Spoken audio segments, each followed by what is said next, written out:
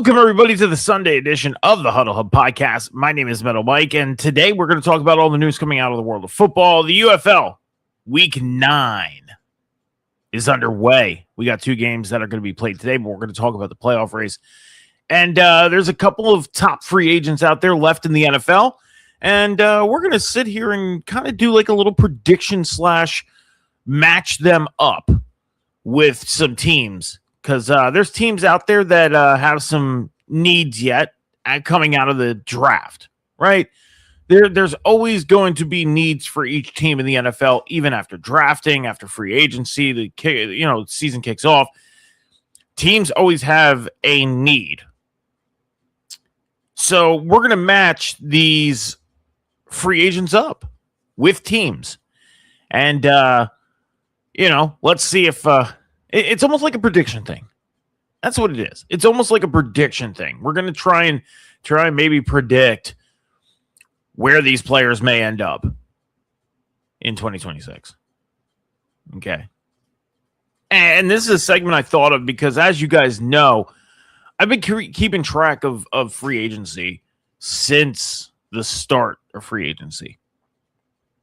And there's players out there like wide receiver Deebo Samuel, quarterback Russell Wilson, running back Joe Mixon, Najee Harris, Kareem Hunt, wide receiver Tyreek Hill, Stephon Diggs, tight end Zach Ertz, offensive linemen, edge rushers, linebackers. A bunch of top position players are still free agents.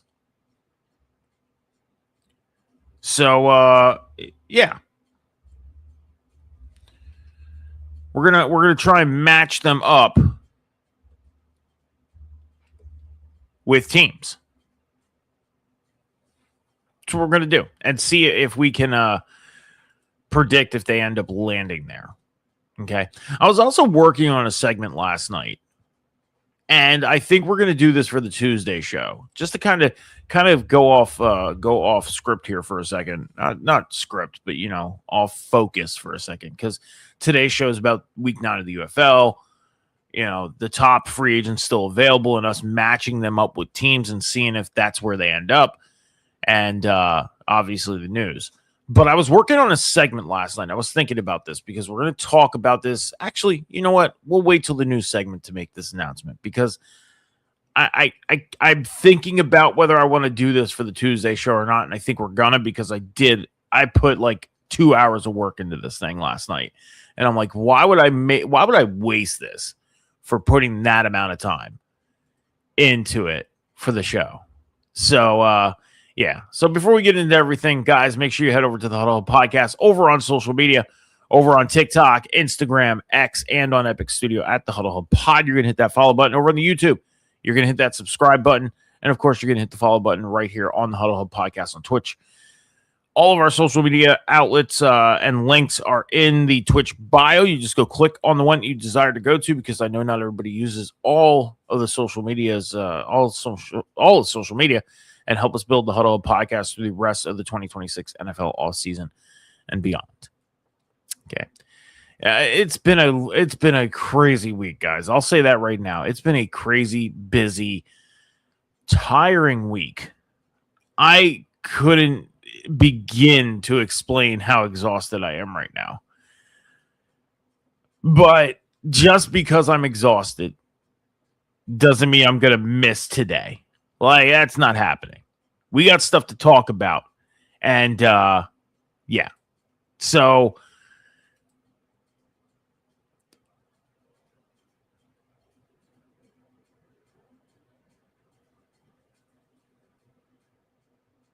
sorry. Give me 1 second, guys.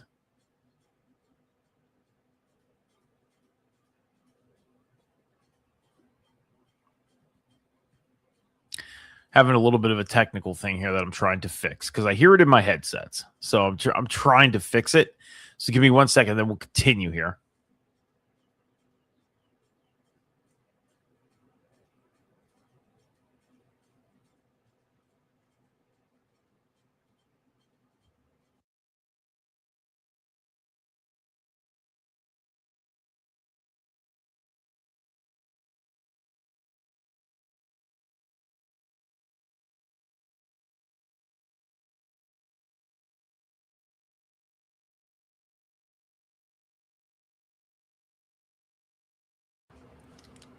All right. I think I fixed it. Yep. Check 1 2. Check 1 2. Check 1 2. Yep. Okay. We're good. We're good, guys. We're good. All right. So, I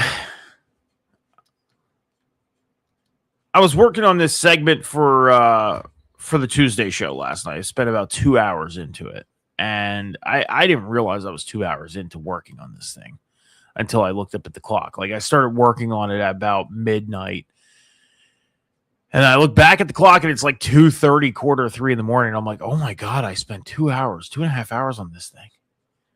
Like, there's no way I can leave this out of the show now. I can't put 2 hours into so.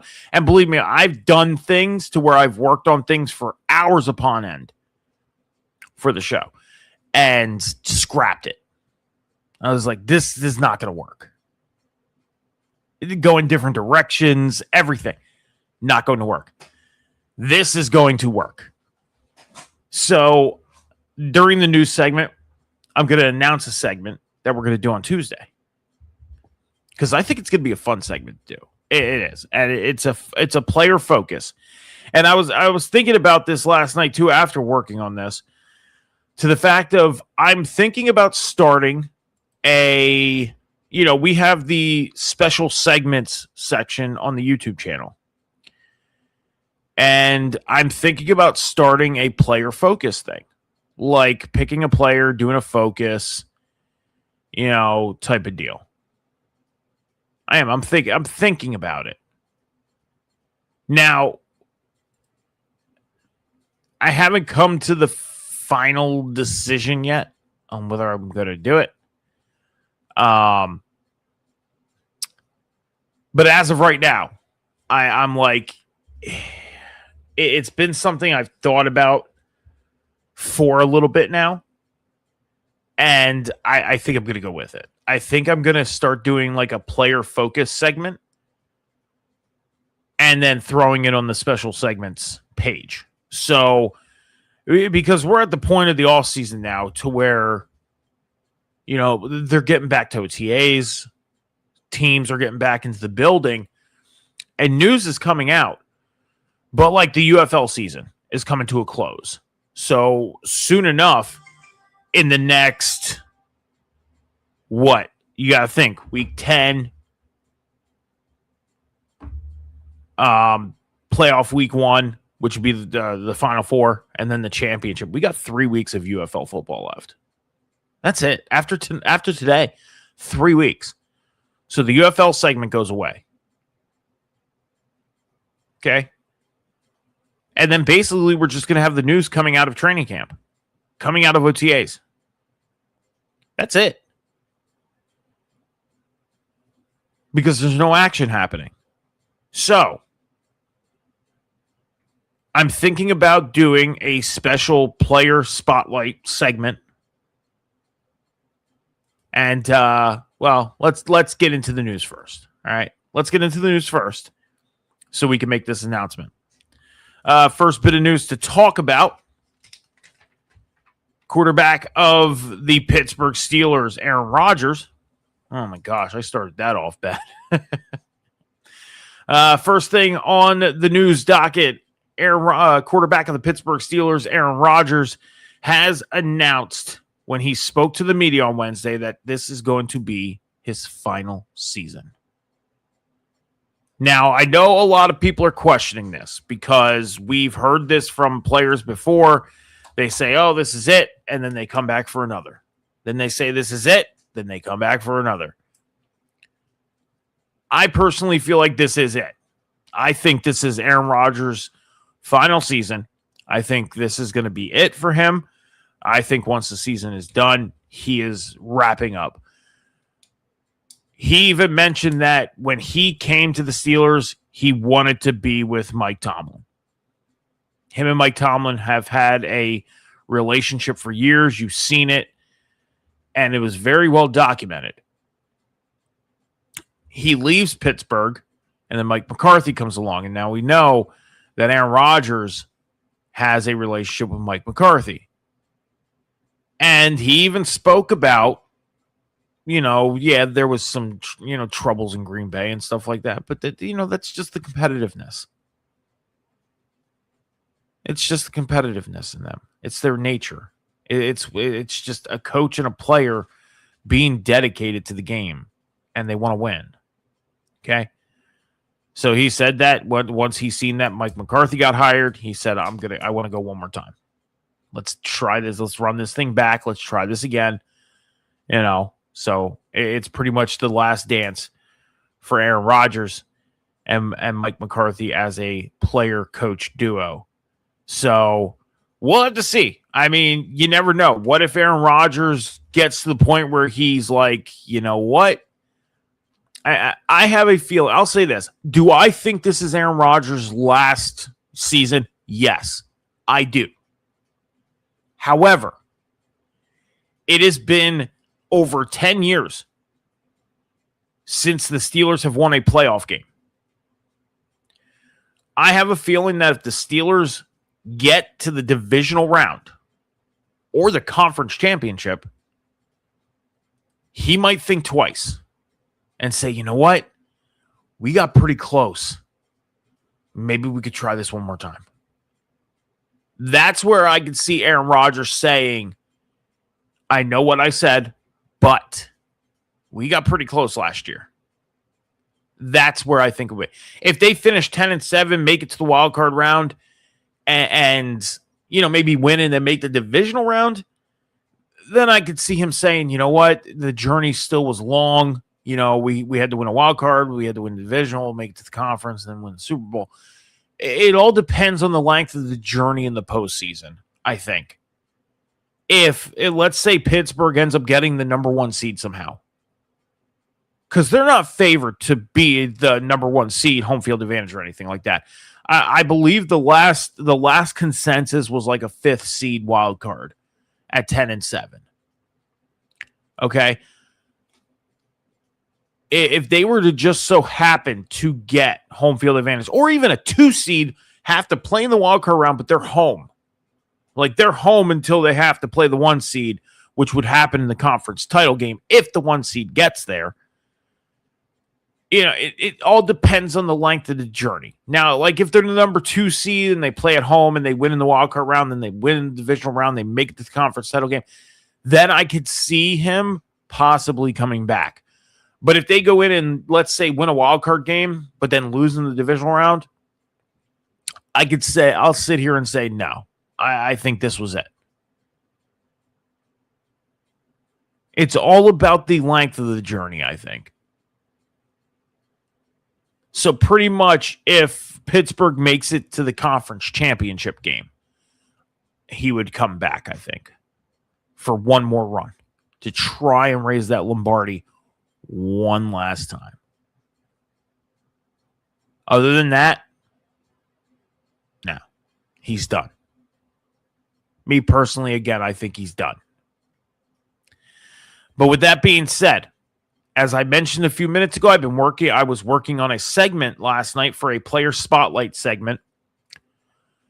And on the Tuesday show, we are going to do our first player spotlight segment. Basically, what it is ranking the player's career. And the first player we're going to spotlight is quarterback Aaron Rodgers. Okay? Now, to kind of give you an idea of how this is done, is he played 21 seasons. He is on season number 22. This is year number 22 for Aaron Rodgers. I ranked his career from his best season at number 1 to his worst season. And I even added in his first season with the Jets when he got injured on the first play. So, spoiler alert, his worst season was the 2023 season with the Jets. Second worst season, his 2006 season with the Packers, 2005, 2007, and so on. Okay? So we're going to do a player ranking spotlight on their career and rank their best season from their worst season to their worst season. Okay? And we're going to do that with Aaron Rodgers. Okay? We're going to start that on Tuesday, starting with Aaron Rodgers. And then we'll move on from there. And now I don't know if we're going to do the player spotlight every show, but we're going to have one at least every week. Because we do 2 shows a week. We do Tuesdays and Sundays, okay? So maybe Tuesdays will be our player spotlight show. Like maybe Tuesday will be the player spotlight segment because it's such a short span between Sunday and Tuesday, so not much really comes out on a Monday or even a Sunday afternoon. And then to gather the news that comes out on a Tuesday. Like last week, we got the voting for Tennessee being the Super Bowl 64 location in 2030, the new stadium. And then we got the Minnesota Vikings location for the 2028 NFL draft. Okay. So that's all we really got on Tuesday last week because of the NFL owners meetings. And the announcement for the officialness of that happened on Wednesday. The voting was announced for Tuesday. So, but we didn't have much. So I think it's going to be a Tuesday segment that we do, the player spotlight. That way it gives me a week to gather all the information and all the statistics to be able to rank their seasons from best to worst. It gives me a week to work on it. So that's when we'll do it. We'll do the player spotlight segment every Tuesday on the Tuesday show. That's when we'll do it. Quarterback of the Arizona Cardinals, Jacoby Brissett. He is looking to rework his deal. It is known that he is holding out on the OTAs right now due to wanting to rework his deal. Now, as we know, Jacoby Brissett is considered the starting quarterback for the Arizona Cardinals for the 2026 NFL season. And he's expected to make between $4 and $5 million in 2026. Now, I understand that you are coming in and starting for the Arizona Cardinals. It's going to be a tough task this season, and you're going to want to make more money. Okay, but the other thing is the organization's got to look at what their cap space looks like. Number one, I mean, the Arizona Cardinals have good cap space. They can afford it. But the question is, what is the details of the rework of the deal? Do you want a longer term? Do you want to be signed for 3 more years, 2 more years? Is that the commitment the Arizona Cardinals want to make? Now, they have Carson Beck, who they just drafted this season out of Miami. So they can very easily say, you know what? Carson Beck is here. We can just get him ready. Now, I know not a lot of people trust Carson Beck, but if that's the avenue the Cardinals need to go down, I'm sure they'll go down it. Because a lot of people are looking at the Cardinals season this year already as a wash. Like, this is a rebuild team. Now, they have players that can help them win. They have the roster, which is crazy to think. They have the roster to go out and win a couple games. They just dealt with injuries upon injuries last year. Kyler Murray went down. James Conner went down. Marvin Harrison was out, I think, half the season.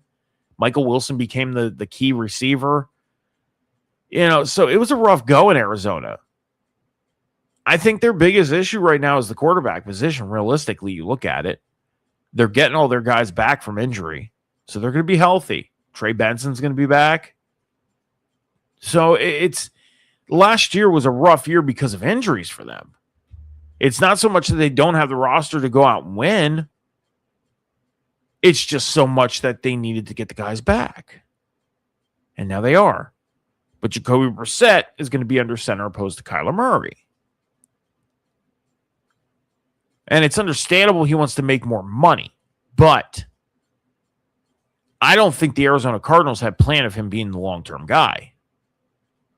So they're going to really try and figure out what they could do to make sure he's under center in week 1, but realize, like, you're not our long-term. You are just our bridge guy until we find the quarterback or get the quarterback that we truly want ready, which is probably Carson Beck. I mean, we got to remember Carson Beck played in the national championship game against Indiana.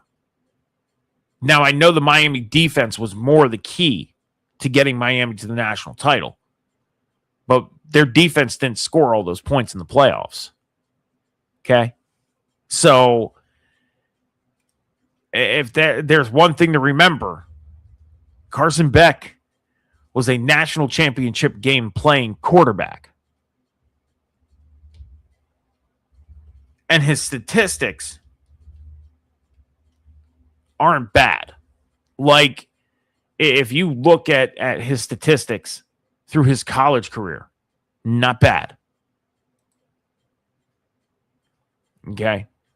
We're going to look at Carson Beck's statistics through college. Okay. In 2020 at Georgia, he played one game. No statistics. 2021, played 4 games. 2020 was the COVID year. So COVID year was rough. 2021 was kind of in that situation too. 4 games. He went 10 of 23, 176 yards, 2 touchdowns, 2 interceptions, 43.5 completion percentage. In 2022 for Georgia as a sophomore, played 7 games, went 26 of 35, 310 yards, 4 touchdowns, no interceptions. Okay. 2023. This is when he became a true starter.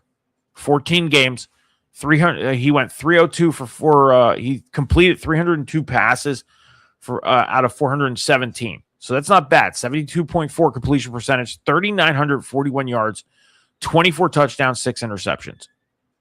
In 2024, he played 13 games, went 290 for 448, 3,485 yards. So the yardage went up, or actually went down by 500 yards. Sorry.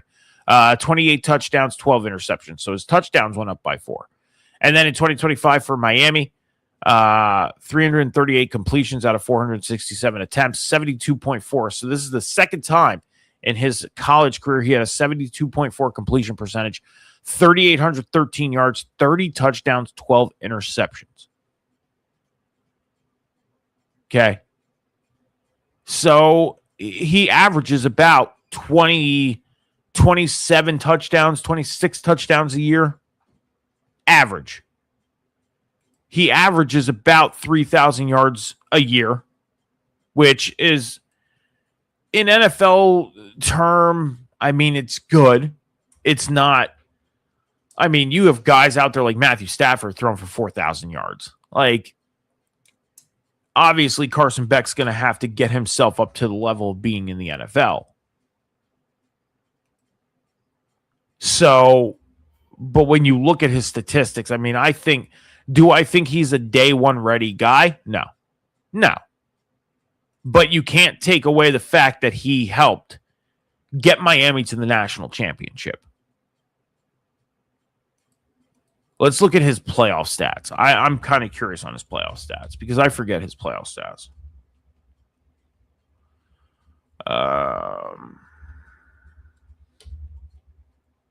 Okay.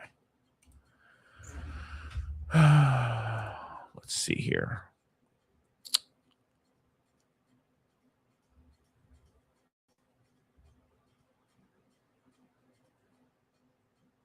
So I don't think they have just the playoff stats. I mean, unless I go here.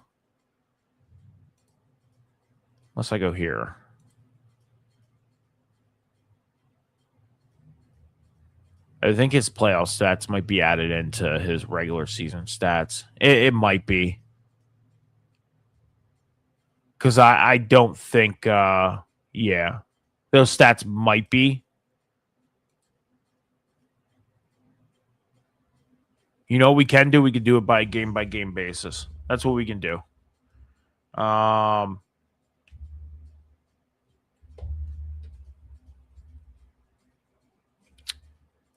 That's how we're going to do it. We'll do it by game basis.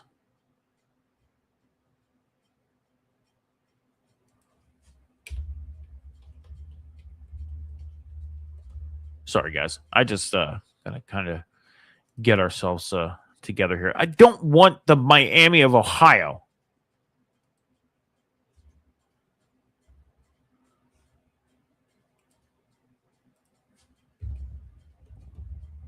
Okay, there we go. There we go. Now we got it. Okay. So play Pitt. Okay, here we go. Playoffs. So they beat Texas A&M 10-3. Carson Beck in that game, 14 of 20, 103 yards and a touchdown.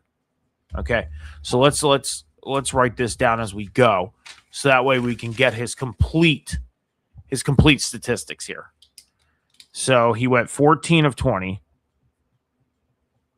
103 yards, and 1 touchdown. No turnovers. Okay. Now, when they played, that was against Texas A&M. Where'd it go?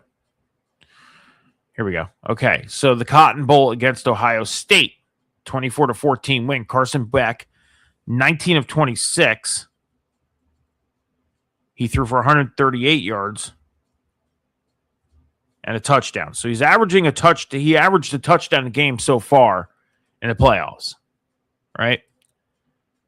So against Ole Miss in the Fiesta Bowl, 31-27 win. Carson Beck, 23 of 37 for 268 yards. 2 touchdowns and then 1 interception. Okay? And then let's look at his national championship statistics. Against Indiana. The loss, 19 of 32, 232 yards, 1 touchdown, 1 interception. Okay, so now let's look at the total stats. He obviously had 2 interceptions all playoff. He had 5 touchdown passes. Okay, so that's kind of average. Okay, now we'll use our calculator here for the yardage, so that way I'm not sitting here adding up the whole time.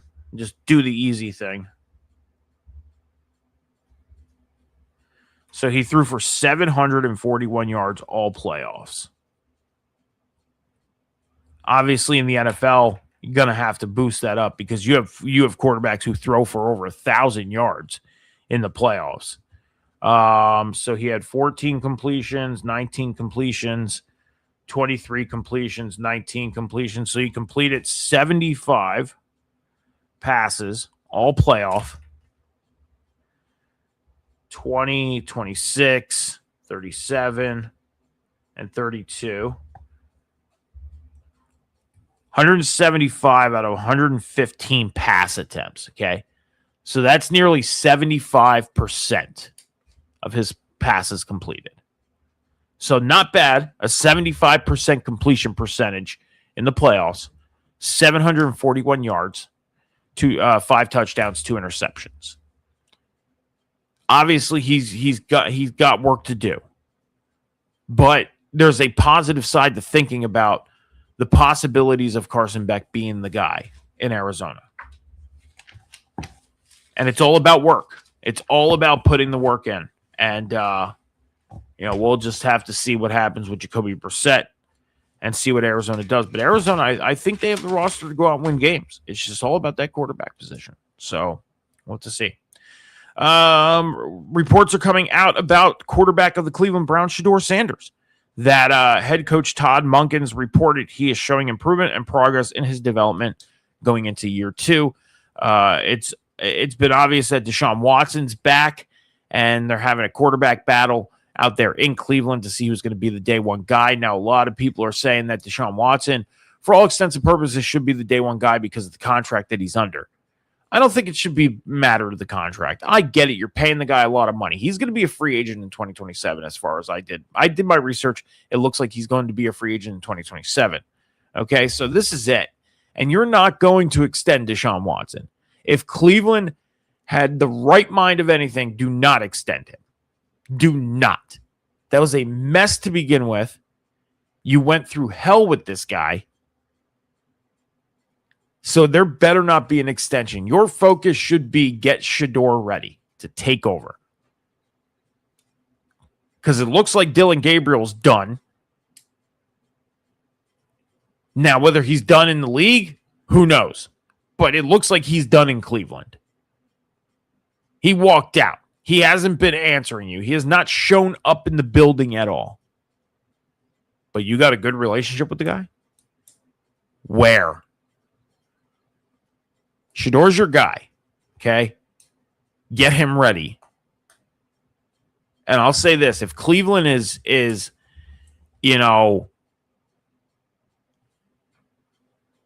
let's just say under 500 by 2 games going into their bye week, or under 500 by 3 games, let's take it 3 games, then you're thinking about Shador taking over. You are. Because Deshaun, by then, he's not, let's say you have, close to elimination from playoff losses. Let's see when the Browns' bye week is.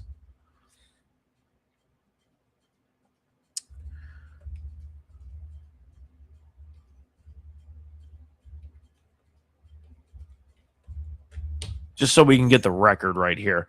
So they have a week 11 bye week. So you play 10 games. So let's say Cleveland, let's say you're 3-7 going into the bye week. You're done. Shador's your guy. Get him in there. Get him ready to go to take over this team. That's it. Now, a lot of people think Shador should take over already, and I'm with them. I'm for it. Deshaun Watson should have been gone last year already. Should not have been on the roster. I said it last year. This quarterback room is a mess, and it needs to get cleaned up. And that's why when we got to the draft, I had a feeling Cleveland could have moved up and took him Fernando Mendoza. You would have traded Shador to the Raiders with a couple draft picks, get rid of Deshaun, and clean up that quarterback room because it was a mess. So, linebacker of the Philadelphia Eagles, Nolan Smith. Oh my gosh. Linebacker of the Philadelphia Eagles, Nolan Smith, has been arrested in Georgia for allegedly speeding in a 70-mile-per-hour zone. Okay, it's being reported that he was going 135 miles per hour. No other news really came out of this. It's just being reported that he was arrested in Georgia for speeding. Linebacker Jack Campbell of the Detroit Lions. He signed a 4-year extension. Matthew Stafford, quarterback of the Rams, he signed a 1-year extension worth $55 million. So the Rams, it was obvious that Matthew Stafford was going to be the quarterback of the Los Angeles Rams again this year. He wasn't walking away from coming that close to another Super Bowl. And the Rams right now, I mean, they're looking phenomenal. They are a phenomenal looking football team. And I think they have a couple other pieces that they're going to add into the mix. They are definitely going to be Super Bowl contenders this year and Super Bowl favorites, and you can't count them out. They almost beat Seattle in the NFC title game. So I think obviously they're going to make that run this year. They are. So not a bad move by the Rams. And this will give a year for Ty Simpson to sit behind Stafford, learn, and get up to par with when he gets ready to take over this team in the future. Ed Orgeron, he's a college coach, signed on to Lane Kiffin's staff at LSU. His title is going to be special assistant to recruiting and then defense. Okay. Now, he spent time at LSU with the defensive line in 2015 and 2016. And then he spent some more time in 2016 to 2021 in a different position. So he's going to be part of Lane Kiffin's staff in the 2026 college football season. So last but not least, general manager of the New York Giants, Joe Schoen, has signed an extension with the team. Now, as we know, the New York Giants went and made a huge change with their coaching staff, bringing in John Harbaugh as the new head coach after Brian Daboll got fired back in like week 10 of the 2025 season. A lot of people were questioning whether the Giants should have fired Joe Schoen or not. You go back to when Saquon Barkley was in free agency looking for a team. He signs with the Eagles. You know, the owner's standing there in his office saying, if Saquon signs with the Eagles, I'm going to lose sleep at night. Like, and then he has, and this is well documented, this was on Hard Knocks, the offseason Hard Knocks. He has his kids giving him their advice on who they should draft. And his one kid says Jaden Daniels. Passed up on Jaden Daniels. Like, Joe Schoen, he seems like he makes some smart moves when it comes to bringing players in. Some smart moves. But then other moves that he makes are highly questionable. Me personally, I liked the Brian Burns move for them when he traded for Brian Burns from Carolina. And it seems like they built that linebacking core up pretty well for this year. But you should have had your linebacking core built up when you brought Brian Burns in. It should not have taken you 2 seasons. Should not have. But it did. And now they're where they're at. Do the Giants look better on paper for this year? They do. Do I think they will get a 10-7 season done and make a wild card playoff?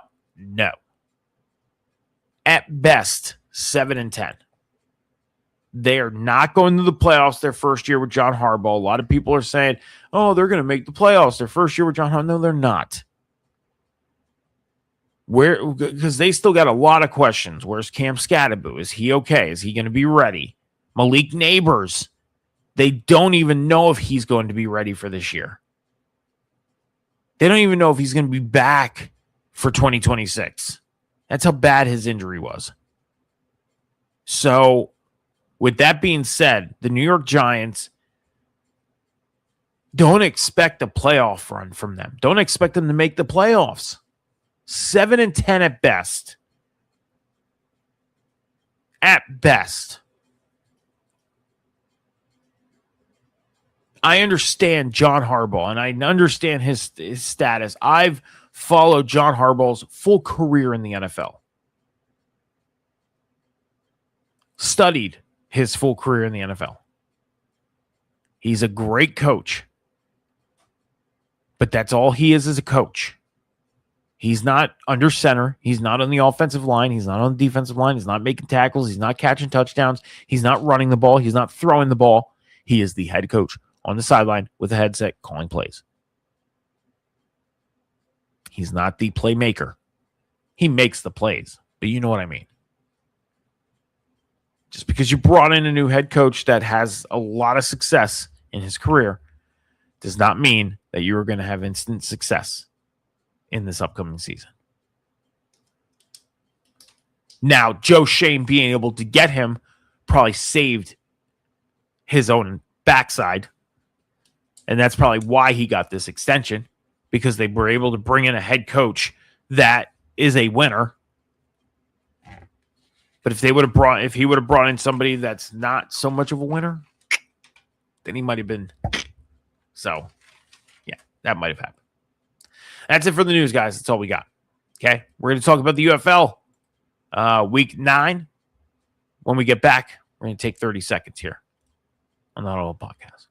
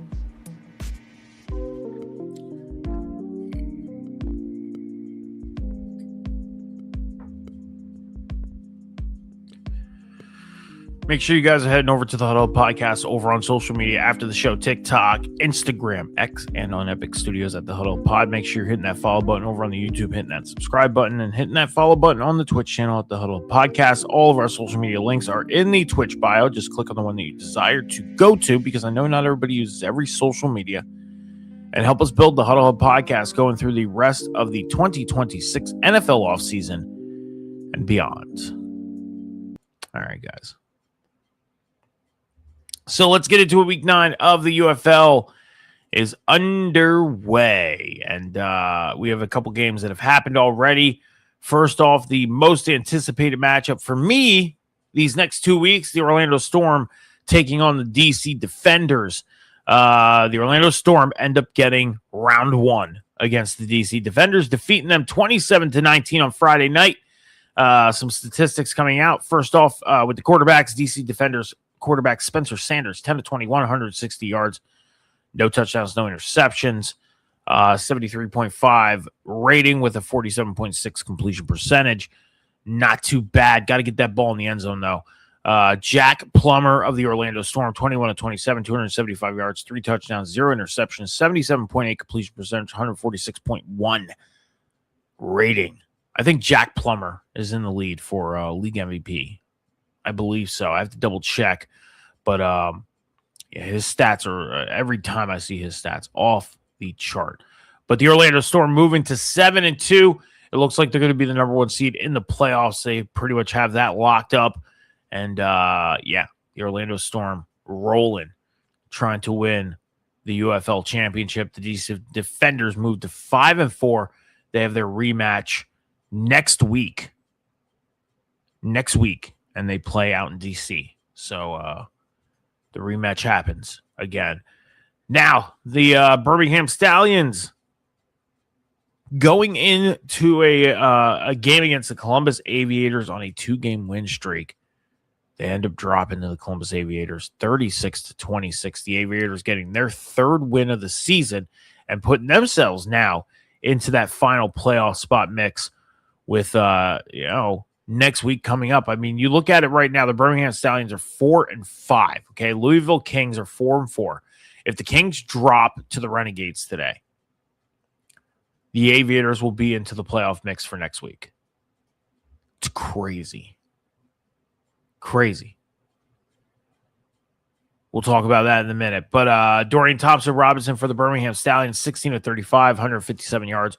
1 touchdown, 2 interceptions with a 45.7 completion percentage, 44.6 rating. Not so good for DTR. But for Jalen Morton of the Columbus Aviators, 14-30, 213 yards, 3 touchdowns, 1 interception, 46.7 completion percentage with a 90 rating. 90 flat. Great game coming out for Jalen Morton as the Aviators pick up their 3rd win of the season. Today, 4 p.m. Eastern Standard Time, the Dallas Renegades are trying to break their 5-game losing streak against the Louisville Kings, who are in the playoff mix. They are 4-4. That game starts at 4 p.m. Eastern Standard Time on Fox, and then at 7 p.m. Eastern Standard Time on ESPN2, St. Louis Battlehawks trying to keep themselves at the top of the playoff race against the Houston Gamblers, who are 3-5. Talk about the playoff race. The Orlando Storm, yes, 7-2, clinched the playoffs. Battlehawks are 5-3 going into their game. The DC Defenders are 5-4 at the moment. Defenders are still in 3rd place. Stallions are still in 4th place at 4-5. They're waiting on the Louisville Kings to have their game today. The Renegades in 6th place. 5-game losing streak is not good. If they lose today and the Gamblers win, Gamblers move up. Columbus Aviators will obviously move up, and we will see the Dallas Renegades fall all the way to 8th place, which is nuts. And they were the hottest team starting this year. Hottest team starting. They look like they were the team to beat in the first 3 weeks of the season. And then, bam, that was it. Dallas just fell off. And that's rough. That is rough. Pick challenge, the current update, I added on the 2 games that have already happened. I'm 17-17. John's 19-15. We have all the same picks this week. We picked the same teams for every game, basically. So there's nothing's going to change, just our win-loss records. And going into week 10, I am 2 games back from John in the UFL Pick Challenge. So had to see how things pan out in week 10. We will preview week 10 on the Tuesday edition of the Huddle Podcast this Tuesday, 3 p.m. Eastern Standard Time, right here on Twitch and on YouTube. Okay. And we will talk about the games that occur tonight. Later on, we'll recap those games as well. Okay. All right. All right, guys. So there are a couple free agents, top free agents out there yet for the NFL. And every team still has a need, right? Basically, I thought I made a banner for that. Where'd it go? Oh, there it is. Okay. So every team pretty much has a need, okay? Even after the draft, they still have some needs to fill because you can't fill all your needs in one shot in free agency, anything like that. And there are a couple top free agents out there yet, like a Russell Wilson, Joe Mixon, Najee Harris, Kareem Hunt, Tyreek Hill, Deebo Samuel, Stephon Diggs. You know what I'm talking about, right? So we have about 22 players on the top free agent list. And there's teams that I think they would match up well with. And this is kind of like a prediction thing. And let's see if the player ends up with them, okay? So we're going to run it from the quarterback position all the way down to special teams, okay? So starting off with quarterback Russell Wilson, the team that I think he would match up with the most is the Kansas City Chiefs, okay? Right now, there's uncertainty with Patrick Mahomes. There is a lot of talk about him being ready for week 1 against Denver on Monday night, but there is still some optimism towards it. There's still some question on whether he really will be ready or not. Russell Wilson would probably fit best in Kansas City just because of that veteran presence. He could probably keep them afloat until Patrick Mahomes ultimately comes back. So Kansas City would be the team that I think Russell Wilson can go to and be a backup for. The other team that I think Russell Wilson would fit well with and would probably become the instant starter because they're having issues right now with their starter is the Arizona Cardinals. That'd be my number 2 for Russell Wilson. But I don't have a number 2 for every player. I'm just saying I think Russell Wilson would fit in Kansas City. He would also fit in Arizona. So running back Joe Mixon, the team that I see him matching up well with the most is the Jacksonville Jaguars. Running back Najee Harris, the team that I see him matching up with best is the Carolina Panthers. Running back Kareem Hunt, I see him matching up well with the Jacksonville Jaguars. Now, the Jacksonville Jaguars are in a slight need for a running back, and that's why I have both Joe Mixon and Kareem Hunt fitting well with the Jacksonville Jaguars. Now, the Carolina Panthers do have a little bit of a need for a running back. Najee Harris, I believe, would fit their system very, very well. So Najee Harris to Carolina, Joe Mixon and Kareem Hunt both to Jacksonville. As far as wide receivers, Tyreek Hill, I see him going back to the Kansas City Chiefs. Simple as that. They've been asking for it.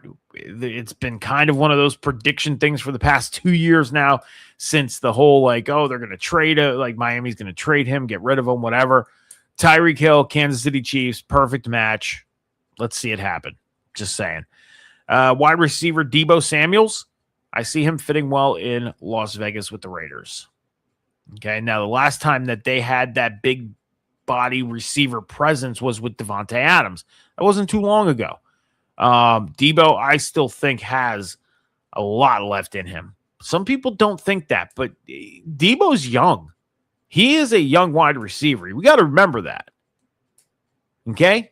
He is a young wide receiver yet. I believe he's 29 or 30. I think he's 29 or 30 now. Okay, but he's still young. I think Deebo would fit very well into that system in Las Vegas. Wide receiver Stephon Diggs. Chicago's looking for a slot receiver right now, and I think Stephon Diggs in Chicago with the Bears would fit. Tight end Zach Ertz. I see him fitting well with the Carolina Panthers. They are in a slight tight end need. Zach Ertz to the Carolina Panthers, I can see it. Right tackle Jack Conklin. I see him fitting well with the Miami Dolphins.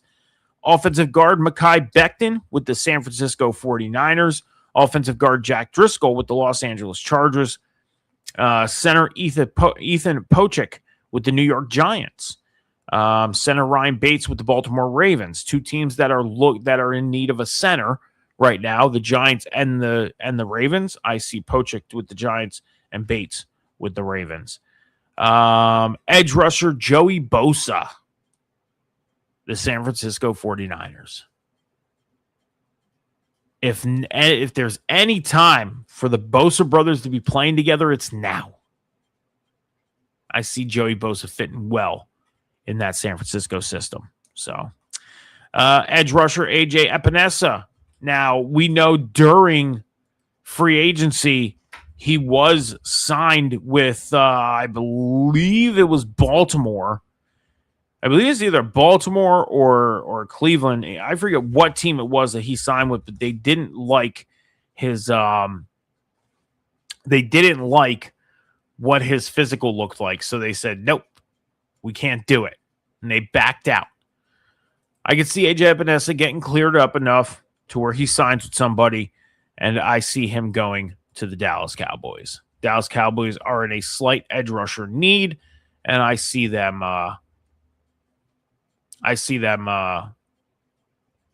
picking up AJ Epinesa.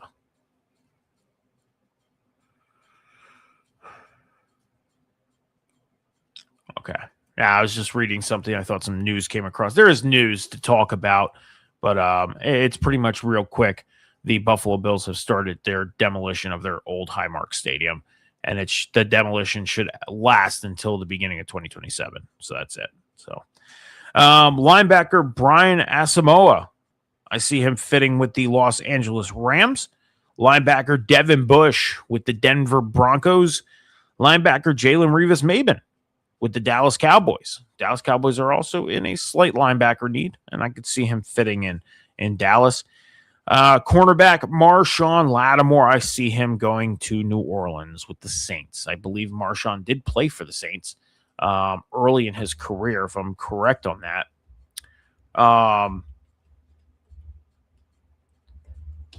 Believe he did play for the Saints early in his career. I might be wrong on that. I remember him playing for the Commanders. Yeah, he started out with the Saints. He got drafted to the Saints, actually, in the first round in 2017. So, I see him going back to the Saints. I do. I could see it. L'Jarius Sneed, cornerback L'Jarius Sneed, fitting in with the Tampa Bay Buccaneers. Okay.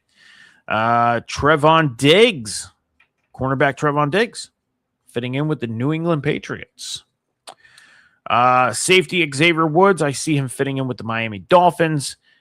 And then kicker Matt Prater going back to Buffalo. He had a hell of a year with Buffalo last year, and I see him fitting in well with Buffalo with the Bills. So, all right, that's it for the top free agents and their team matchups. Let's see if it happens, right?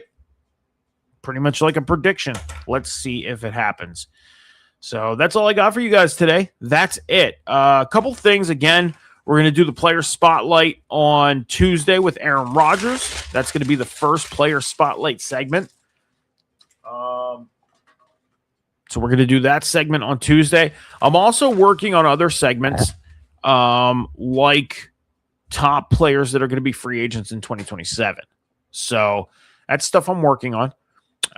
You're probably thinking, when are you going to do your 2.0 predictions? 2.0 predictions aren't coming until like mid-July. That's when that's happening. Yeah, we're not doing the 2.0s yet.